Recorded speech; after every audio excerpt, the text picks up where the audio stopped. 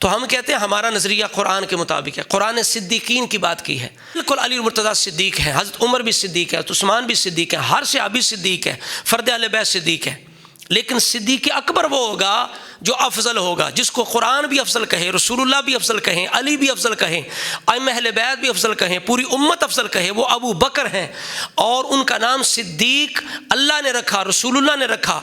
अली ख़ुद बयान करें कि अल्लाह की कसम अबू बकर का सिद्दीक नाम आसमानों से नाज़िल हुआ। इमाम बाकिर भी सिद्दीक है, इमाम ज़लाबुद्दीन भी सिद्दीक कहें।